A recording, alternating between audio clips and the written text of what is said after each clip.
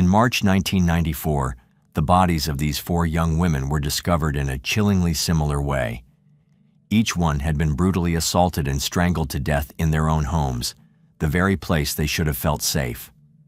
When investigators finally tracked down their suspect, they uncovered a cold-blooded murderer who would go down in history as the first known African-American serial killer. And those 4 women? They were just the beginning. Serial killer is shocking enough, but Bad Henry, as the show is called, profiles the man who's known as America's first African-American serial killer. He was accused in 90 killings, convicted of 9 right here in Charlotte, and wait until you hear the connection between all of his victims. Between 1990 and 1994, at least 10 black women were found dead, all killed in the same horrifying way. But the police failed to connect the dots, whether it was carelessness or something worse. They let the bodies pile up while the killer kept hunting. In fact, he wasn't hiding. He was right there, even known to some of his victims. And it took 4 long years before he was finally caught. And it makes you wonder, if the police had done their job sooner, how many could have been saved? The switch was flipped, and I just started choking, and just choking and choking and choking, and she passed out. That man was Henry Louis Wallace, casually detailing how he ended the lives of his victims like it was nothing. But before we uncover why he did it and how he managed to stay undetected for so long, let's first get to know the women he was talking about, starting with Caroline Love. Caroline Love was 20 years old in the summer of 1992, working as a cashier at Bojangles. She had been at the job for more than 2 years, earning a reputation as a hardworking and reliable employee. Born and raised in Charlotte, she had always been driven. She ran track in junior high, graduated from Garinger High School, and later enrolled at Central Piedmont Community College to study nursing. By June of that year, Caroline Love was living with her best friend, Sadie McKnight, who also happened to be Henry's longtime girlfriend. They shared an apartment at Darby Terrace on Central Avenue, just a few blocks from the Bojangles restaurant where they both worked. On the night of June 15th, Caroline finished her shift and asked her manager to exchange a $10 bill for a roll of quarters so she could do laundry. He handed her the quarters, and she left the restaurant just after midnight. No one knew it then, but that was the last time anyone would ever see her alive. That night, Henry was already inside the apartment, waiting. He had a spare key and let himself in, knowing Sadie wasn't home yet. When Caroline walked through the door, he greeted her with a smile, acting like he belonged there. Then, without warning, he leaned in and kissed her on the cheek. Caroline was in complete shock, just like anyone would be in her shoes. It wasn't just that Henry kissed her, it was because he was her best friend's boyfriend. Trying to keep things from getting worse, she told him that as long as he never did it again, she'd let it go and wouldn't tell Sadie. But Henry wasn't about to take no for an answer. In an instant, his friendly demeanor vanished. Before Caroline could even process what was happening, he lunged at her, his hands tightening around her throat. She gasped, struggling to break free, but he was too strong. He forced her into her bedroom, pinned her down, and assaulted her. She fought back with everything she had, but her resistance only fueled his rage. Determined to silence her forever, he grabbed a curling iron, wrapped the cord around her neck, and pulled until she stopped breathing. At this point, Caroline was gone. Now he had to cover his tracks. He grabbed Caroline's bed sheets and quickly wrapped her lifeless body, then stuffed her inside a large orange trash bag.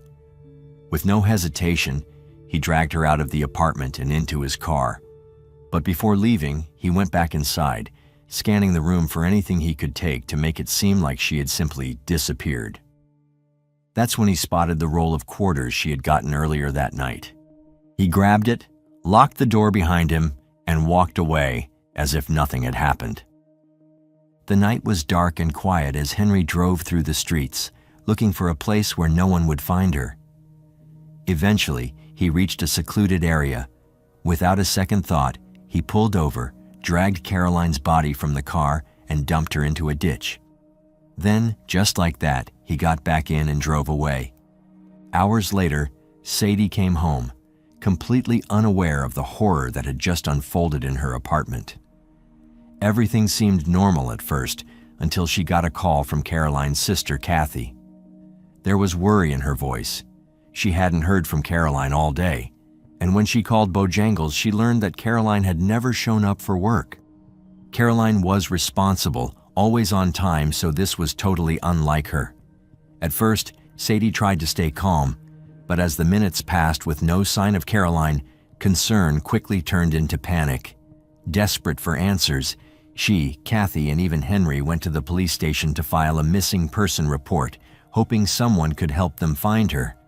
When the police arrived at the apartment to investigate, it was immediately clear that something was off. Caroline's bedsheets were missing. The furniture looked like it had been moved, almost as if there had been a struggle. The roll of quarters she had gotten the night before had also vanished, yet there was no sign she had gone to do laundry. Her hamper was still full. But despite all the red flags, the case was treated as a simple missing person report. There was no real investigation, no deeper look into what had actually happened that night. Time passed, and eventually, people began to move on. At this point, Henry thought he was untouchable. He had already gotten away with Caroline's murder, and his violent urges were only growing stronger. But he wasn't some outcast, hiding away in the shadows. In fact, Henry had a decent social life. He was a well-liked manager at Taco Bell, where he built relationships with his employees. One of them was Shauna Hawk, a bright young woman juggling college and work, completely unaware that her boss was hiding a deadly secret. 7 months after Caroline vanished, on the afternoon of February 17, 1993, Henry showed up at Shauna's home. When she heard the doorbell, she had no reason to be suspicious. After all, it was just Henry. She let him in, and for about an hour they talked like normal co-workers. At one point, she even joked with him about the problems he was having with his girlfriend, Sadie. Everything seemed fine, but as their conversation wrapped up and Shauna walked Henry to the door, his entire demeanor changed in an instant. Without warning, Henry told Shauna he wanted to sleep with her. But it wasn't a suggestion. It was a demand. According to Henry, Shauna gave in, and they went to her bedroom. But after it was over, things took an even darker turn. He ordered her to get dressed and go into the bathroom. She complied, probably too scared to argue. But once she stepped inside, Henry followed, wrapping his hands around her throat. Just like Caroline, she fought back with everything she had, but Henry was just too strong.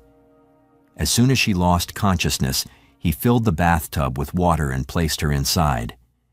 Then, as if he had just finished running an errand, he took $50 from her purse and left, completely unfazed by what he had just done.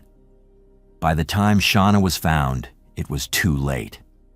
It's safe to say that the police investigation was a disaster. Despite questioning Shauna's friends and family, they came up with nothing. No real leads, no real suspects, just another young woman gone without justice. And Henry? He had no reason to be worried. A few days after the murder, Shauna's funeral was held, and in a sickening twist, Henry himself showed up to pay his respects.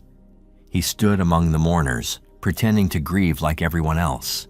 But no one was more devastated than Shauna's mother. She was the one who found her daughter lifeless in the bathtub, a moment that would haunt her forever. Her only child, gone in the most brutal way imaginable. She then wrote a public letter, pleading with the unknown killer to come forward, hoping that somehow her words might reach the monster who took her daughter away. Dear killer, I am the mother of Shauna Denise Hawk. I'm writing to you because you murdered my only daughter in our home on February 19th, 1993, between the hours of 1 p.m. to 5 p.m. I find it so hard to believe that an entire year has gone by since that horrible Friday evening, when Shauna's dead body was discovered in the bathtub where you put her But Henry didn't care. In fact, this wouldn't be the last time he killed a coworker. By the way, I post true crime and new cases here every week. So if that sounds like your kind of thing, please consider subscribing. It helps a lot. Months after taking Shauna's life, he struck again, and this time his target was another one of his Taco Bell employees, a 24-year-old woman named Audrey Spain. Audrey had just returned home from a vacation, probably feeling relaxed and happy, completely unaware that a monster was about to enter her life. Just like before, Henry used his charm to talk his way inside. He made it seem casual, just a friendly visit, nothing out of the ordinary. They sat down and had a conversation, just like he had done with Shauna. And just like before, Audrey had no reason to be afraid. But the moment she let her guard down, Henry flipped. Without hesitation, he grabbed her and forced her to the ground. This time, it wasn't just about control, it was about money. Henry was desperate for cash, and he demanded that Audrey give him the combination to the safe at Taco Bell. He needed money for crack, and his addiction had driven him to a new level of violence. But there was one problem. Audrey didn't know the combination. She told him over and over that she didn't have the answer he was looking for, but Henry didn't believe her. His frustration turned into pure rage, and his aggression escalated. The more she insisted she didn't know, the angrier he became. And then, just like before, his fury turned deadly. In his growing rage, Henry did what had now become second nature. He wrapped his hands around Audrey's throat and squeezed it until she passed out. Afterwards, Henry dragged Audrey to her bedroom and violated her just like what he did to Caroline and Shauna. Once he was finished, he strangled her to death, then calmly washed her body off in the shower, as if trying to erase the horror he had just inflicted. He placed her lifeless body on her bed, stole her credit card, and walked out as if nothing had happened. When Audrey's lifeless body was found 3 days later, an investigation was launched. But for reasons unknown, the police and detectives once again failed to connect the dots. The similarities were obvious. Both Shauna and Audrey were young women in their early 20s. Both were murdered in their homes, both worked at the same Taco Bell, and both were strangled. Yet somehow, this didn't raise any red flags, and because of this failure, Henry saw no reason to stop. His next target was 21-year-old college student Valencia Jumper. Valencia, a bright and ambitious young woman from Columbia, South Carolina, had a connection to Henry. She was friends with his sister. They had spent time together before, so when Henry showed up at her door, she had no reason to be suspicious. On August 10, 1993, Henry knocked on Valencia's door, spinning a familiar story. He told her that he had just had a terrible fight with his girlfriend, Sadie, and needed someone to talk to. Being kind and understanding, Valencia let him in without hesitation. Henry and Valencia had a long conversation. She was offering him some advice, talking to him about whatever was going on. But after they spoke for a while, Henry convinced Valencia to call Sadie and let her know where he was. When she got up to make the call, though, things took a dark turn. Henry's dangerous side, the one nobody saw coming, took over, and he switched to his true, violent nature. In a flash, he grabbed Valencia and put her in a chokehold. She struggled, but it didn't take long before she lost consciousness. When she was completely out, Henry dragged her to the bedroom, and that's where things went from bad to worse. He did things to her that no one should ever have to experience, and when he was done, he made sure she wouldn't wake up. He strangled her with a towel, but this time Henry didn't follow the same pattern as before. Instead of leaving her body in the bathtub like his previous victims, he did something far more twisted. He filled the bathtub with rum, not water. It was a strange and disturbing choice, but Henry wasn't done yet. He then took her body and placed it inside the tub. Once that was done, he casually walked to the kitchen, turned on the stove, and put a can of pork and beans on high heat. Before leaving the house, Henry made sure he covered every trace. He ripped the smoke detector off the ceiling, removed its batteries, and struck a match, setting it on fire. He made sure to leave behind no evidence of what he had done.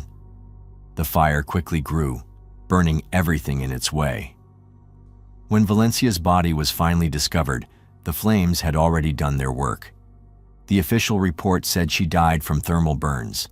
It seemed like just another tragic incident, but if anyone had taken a deeper look, they might have uncovered the truth because let's be real. A thorough investigation and a proper autopsy would have shown what Henry had done, but once again, the authorities failed. Another woman had been killed. Another crime scene was botched, and Henry walked away, free and unnoticed, ready to carry on his twisted ways. A few days after killing Valencia, Henry had the audacity to attend her funeral, standing among mourners as if he hadn't been the one responsible for her death. He even went with his sister, blending in with the grieving crowd. But Henry wasn't done. Just 5 weeks later, he struck again, this time targeting a mother. On September 15, 1993, Henry set his sights on Michelle Stinson, another co-worker from Taco Bell. That night, he went to her home, and when he arrived, Michelle welcomed him inside. The two of them sat and talked for a while, having what seemed like a normal conversation. By then, Michelle's kids were already fast asleep in their bedrooms, completely unaware of the nightmare that was about to unfold. As their conversation came to an end, Henry suddenly hugged Michelle and told her he wanted to be intimate with her. But Michelle wasn't interested. She told him she wasn't feeling well. That should have been the end of it, but as mentioned earlier, Henry wasn't willing to take no for an answer. Instead, he got angry and demanded to see all the medication she was supposedly taking. He searched for prescriptions but found nothing, and that was all it took for his frustration to explode. Right there, in the middle of the kitchen floor, Henry overpowered Michelle and took advantage of her, but that wasn't enough for him. When he was done, he tried to strangle her with a towel, just like he had done to Valencia.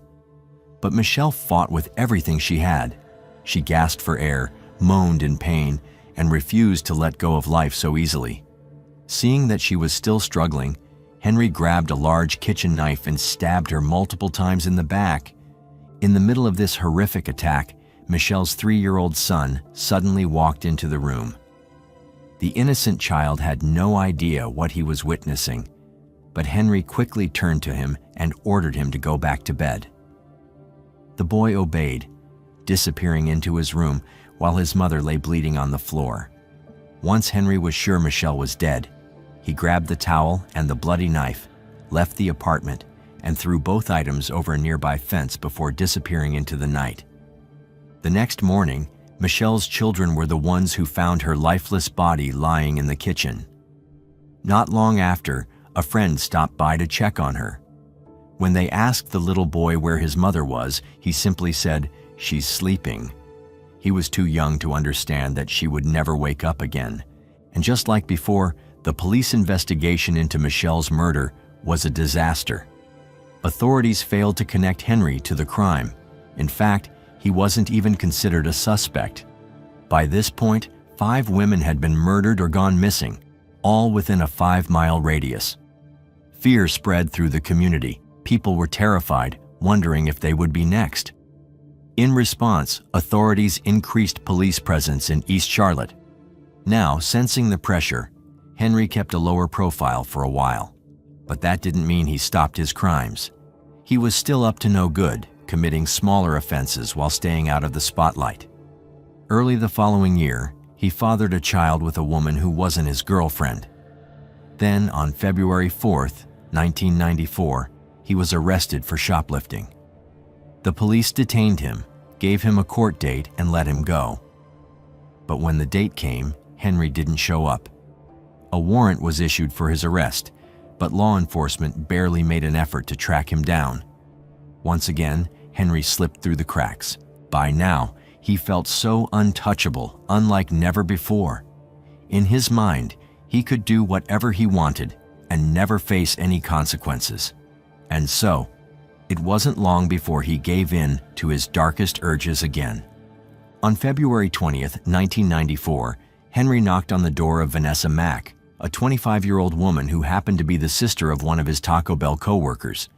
He used the same manipulative tactics he had before. chatting casually, gaining her trust, and convincing her to let him inside. The moment she did, he turned violent. He dragged her to the bedroom, assaulted her, and then strangled her to death. Before leaving, he stole her bank card, thinking only about his next hit of crack cocaine. The next morning, Vanessa's mother found her daughter's lifeless body. As for the police investigation, well, it went exactly how you'd expect. Investigators failed once again. Vanessa was now the third murder victim connected to the same Taco Bell location, yet authorities still didn't see the pattern. By now, Henry was getting careless, too bold for his own good. His addiction to crack was spiraling out of control, and he was desperate for money. The following string of murders would unfold in just a short span of time. In fact, within a period of only 3 days, starting on March 8, 1994, Henry's killing spree would reach new levels of brutality. On March 8, 1994, Henry showed up at the apartment of his friend Bernice Woods. His real plan was to attack and rob Bernice's girlfriend, Brandy Henderson, but things didn't go as expected. When Henry knocked on the door, it was Bernice who answered instead of Brandy. Caught off guard, Henry quickly made up a story. He told Bernice that he was leaving town for a while and just wanted to say goodbye. After a short conversation, he left the apartment complex, but Henry wasn't done for the night. As he walked away, he remembered that another person he knew lived in the same complex. Betty Jean Baucom, who worked as an assistant manager at Bojangles alongside his girlfriend, Sadie. Since Betty was in a position of authority, Henry assumed she knew the combination to the restaurant's safe. Seeing an opportunity, he went straight to her apartment and knocked on the door. When Betty answered, Henry told her he needed to use her phone. Without hesitation, Betty welcomed him inside. While she turned her back to him, Henry pretended to make a call, but the moment she was distracted, he dropped the phone, rushed up behind her, and put her in a chokehold. Betty struggled, but Henry's grip was too strong. He demanded that she give him the safe combination, the restaurant keys, and the alarm code, everything he needed to rob the Bojangles. Betty held out for about 30 minutes, refusing to cooperate, but eventually she gave in. The moment she told him the safe code, Henry loosened his grip and let her go. Then something unexpected happened. Instead of panicking or begging, Betty asked Henry what was wrong with him. In response, Henry admitted that he was sick. He told her he had hurt many people. But instead of reacting with fear, Betty did something incredibly brave. She forgave him. She even told him he needed to get help. But Henry didn't care. Her words meant nothing to him. The moment she finished speaking, Henry snapped. Just like so many before her, Betty suffered the same brutal fate. He dragged her to the bedroom, assaulted her, and then strangled her to death. Before leaving, he robbed her apartment, taking a TV, a VCR, a gold chain, and even her car. He drove straight to a pawn shop, sold everything, and used the money to buy crack. But his killing spree wasn't over yet. Just 12 hours later, Henry returned to the same apartment complex. This time, he was determined to finish what he had originally planned. He knew Bernice would be at work, which meant Brandy was home alone with her infant son. Once again, he knocked on the door, pretending he had something to drop off for Bernice. Trusting him, Brandy let him inside. As soon as she turned her back, Henry grabbed her in a chokehold and demanded money. But there was barely anything in the apartment, just a Pringles can filled with loose change. Clearly that wasn't enough for him, so he dragged Brandy to the bedroom, assaulted her, and then strangled her to death. Then something unexpected happened. The baby started crying uncontrollably. Henry tried giving the child a pacifier, but when that didn't work, he did something truly monstrous. He grabbed a towel and began strangling the baby. Eventually, the crying stopped. Before leaving, Henry wiped down the entire apartment, making sure to erase any fingerprints. He then stole Brandy's TV and stereo system and disappeared into the night, leaving behind another horrifying crime scene. Next, Henry pawned off both stolen items and used the money to buy more crack. Fortunately, Brandy's baby survived the attack, but by this time, the police were finally closing in on Henry. After the discovery of 2 murdered women in the same apartment complex, local authorities held a meeting. They compared the recent murders and quickly realized a chilling pattern. Each victim was somehow connected to one man, Henry Louis Wallace. In hindsight, these connections should have been made much sooner, but due to a lack of resources and urgency, law enforcement had failed to act. While police were piecing things together and preparing to arrest him, Henry was already hunting for his next victim. This time, he targeted Deborah Slaughter, a former co-worker of his girlfriend at Bojangles. Henry knew that Deborah used crack, and he planned to exploit this. When he arrived at her home, he tried to convince her to split the cost of drugs with him, but she refused. Frustrated, Henry asked for a drink. As soon as Deborah turned her back, he grabbed a towel and wrapped it around her neck. As she struggled, she did something shocking. She accused him of murdering Brandy Henderson and Betty Beckham, and instead of denying it, Henry responded by assaulting her. Then he started rummaging through her purse, looking for valuables. Knowing that Deborah kept a knife in her bag, Henry forced her to dump out the contents in front of him. As soon as the knife fell to the ground, he kicked it away and demanded all the money in her wallet. She handed over $40, but Deborah wasn't going down without a fight. In a moment of defiance, she smacked Henry across the face and started screaming for help. But Henry wasn't about to let her escape. He tightened the towel around her neck once again, forcing her to the ground before repeatedly stabbing her 38 times in the stomach and chest. Within moments, Deborah succumbed to her injuries. After robbing her, Henry used the stolen money to buy more crack. But later that night, he made a chilling move. He returned to her apartment to clean up the scene, just as he had done before.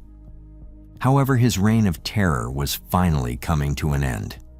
The very next day, police arrested Henry Louis Wallace. Wallace denied everything at first. He tried to distance himself from the crimes, but the weight of the investigation was undeniable. Police had fingerprints linking him to a stolen vehicle, ATM footage of him using Vanessa's debit card, and eyewitness accounts placing him at the crime scenes. Under pressure, Wallace cracked. When asked to write down the names of his victims, detectives expected 4 names, 4 murders they had already connected to him. But as Wallace kept writing, their stomachs churned. The list was longer than they had feared.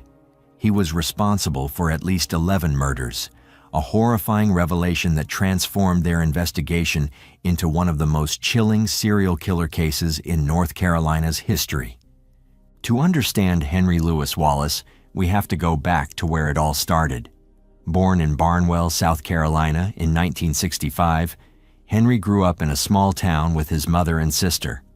His father left before he was born, and his mother was strict, controlling, and often cruel. She made sure Henry followed her every rule. But despite her efforts, Wallace wasn't a good student. He struggled in school, rarely stood out, and never showed signs of brilliance or violence. After high school, he bounced from job to job, served in the Navy, and eventually moved to Charlotte, North Carolina, in the early 1990s, where his killing spree would begin. Now, Henry's dark obsession with violence against women didn't start when he became a killer. It started much earlier, when he was just a boy. One day, young Henry witnessed a horrifying attack in the woods. A group of men assaulted a woman, and instead of feeling shock or fear, Henry later confessed that the scene excited him. That disturbing moment planted a seed in his mind, a twisted fascination that would later fuel his killing spree. In his confession, Wallace revealed that Caroline Love wasn't his first victim. In fact, his violent actions had started 2 years before her tragic death. His known victim was someone he had known for years, Tashonda Bethia, a high school student who had trusted him. Wallace had been quietly fixating on her, but no one around them had noticed the warning signs. One evening, he offered her a ride. She had no reason to feel unsafe. After all, she'd known him for a long time. But once inside the car, the situation changed. Wallace attacked her, took her life, and left her body in a pond, hoping no one would ever find out. For weeks, her loved ones searched for her, holding on to hope that she would return home. But that hope was shattered when her body was discovered in the water. Wallace was questioned by the police, but there wasn't enough evidence to connect him to the crime. And so, he walked free. After realizing how easy it was to get away with his crimes, Wallace continued his violent spree. But before he even took the life of Caroline Love, he had already claimed another victim. In May of 1992, he crossed paths with Sharon Nance, a 33-year-old woman who had lived a difficult life. She worked hard to survive, but that night, all she wanted was what she was owed. Wallace refused to pay, and when she stood up for herself, he reacted with brutal violence. He beat her mercilessly before leaving her lifeless body near the railroad tracks. Days later, she was found, but by then, Wallace was already moving on. For the next 2 years, he continued choosing victims, women he knew personally, women who trusted him. And all the while, no one realized a serial killer was living among them. 2 years after his arrest, Henry Louis Wallace finally faced trial in September of 1996. His defense team attempted to argue that Wallace suffered from mental illness and drug addiction, claiming that his use of crack cocaine impaired his judgment. While there was no denying that he had taken the lives of multiple women, his lawyers insisted that his crimes did not amount to first-degree murder. They claimed they were not premeditated acts, but rather impulsive violence driven by addiction. However, Wallace's own words betrayed him. His recorded confession revealed that in at least some of these cases, he had planned the murders ahead of time. He admitted to entering the homes of his victims with the intent to rob and kill them, contradicting the defense's argument. The trial lasted for 3 months, and on January 7, 1997, the jury reached a verdict. Henry Louis Wallace was convicted of the first-degree murder of 9 women. The sentence was clear: 9 death sentences, 1 for each life he had taken.